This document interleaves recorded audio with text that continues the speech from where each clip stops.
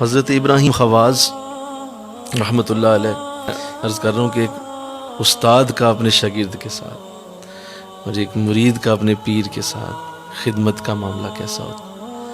حضرت ابراہیم خواز رحمۃ اللہ علیہ آپ حج کے لیے کوفہ سے روانہ ہوئے مکہ شریف کی طرف، تو راستے میں ایک شخص مل گیا، اس نے آپ کو پہچان لیا۔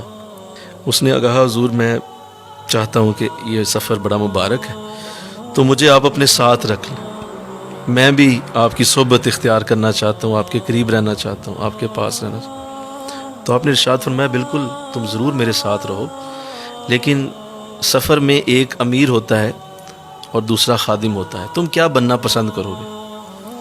تو اس نے کہا حضور اس میں پوچھنے والی کیا بات ہے، آپ ہی امیر ہیں میں خادم ہوں۔ تو آپ نے فرمایا ٹھیک ہے تو پھر میرے حکم سے باہر نہ ہونا۔ کہا جی حضور ایسا ہو کیسے سکتا ہے، آپ امیر ہیں، مجھے تو خوشی ہے کہ آپ کی صحبت ملی ہے، آپ کے ساتھ مجھے حج کے راستے میں جانے کا موقع ملا۔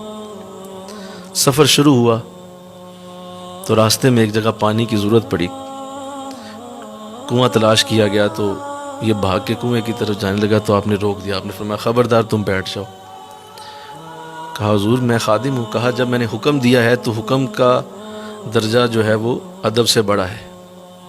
تو بیٹھ گیا، آپ نے خود جا کے پانی نکالا، پانی نکال کے پانی بڑا شدید ٹھنڈا تھا، آپ نے اسے آگ جلا کے جب گرم کیا تو جب آگ جلائی تو اس کا شدید دھواں اٹھا اور آپ کے چہرہ انور پہ بھی وہ پڑا اور مطلب چہرہ کالا ہو گیا، یہ بڑا شرمندہ ہوا۔ خیر مزید آگے سفر چلا تو راستے میں بارش ہوئی، شدید بارش شروع ہو گئی، کوئی جگہ ایسی نہ تھی جہاں پہ بیٹھ سکیں، تو آپ نے ایک پتھر کے اوپر اس کو بٹھا دیا اور خود اپنی چادر کو اس کے سر پہ تان دیا۔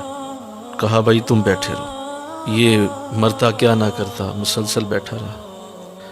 یہ ساری رات اس کے اوپر چادر تان کے کھڑے رہے۔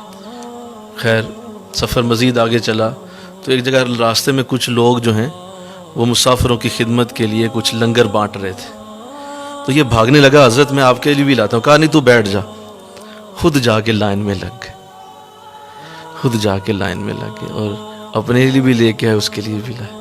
کہا یہ استعمال۔ رات گزری تو صبح اس نے رولا ڈال دیا، اس نے کہا حضور اب آگے سے میں امیر ہوں آپ خادم۔ کہا ٹھیک ہے آپ کی مرضی ہے، آپ میری امیری سے میری امارت سے نکلنا چاہتے ہیں تو میں روک نہیں سکتا۔ کہا جی میں آپ سے امیر ہوں آپ خادم۔ سفر آگے چلا تو پھر جہاں موقع آئے تو حضرت آگے بڑھ جائیں کام کے لیے، تو یہ کہے حضرت میں امیر ہوں، تو آپ نے فرمایا کہ جب آپ مجھے یہ کہہ رہے ہیں کہ آپ میرے امیر ہیں تو مجھ پہ لازم ہے کہ میں آپ کی خدمت کروں۔ تو خود جا کے وہ سارے کام جو راستے میں آتے رہے، یہاں تک کہ وہ شخص جو ہے اس نے اگلی صبح جو ہے دوڑ لگا دی، اس نے کہا حضور میں آپ کے ساتھ نہیں رہ سکتا، مجھے معاف کر دیں۔ بھاگ گیا، آپ نے اسے آوازیں بھی دیں لیکن وہ اس نے مڑ کے نہیں دیکھا، چلا گیا۔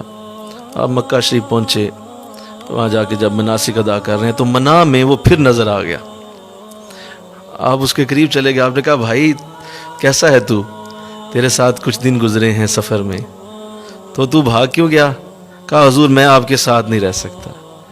کہا اچھا میری بات سن لے، پھر میری ایک بات سن لے، میں نے تیرے ساتھ ایسا اس لیے کیا کہ جب بھی تجھے کسی اللہ والے کی صحبت ملے تو نے بھی ایسے ہی کرنا ہے، نہیں تو ان سے فیض نہیں لے سکے گا، تو ان سے برکت نہیں لے سکے گا۔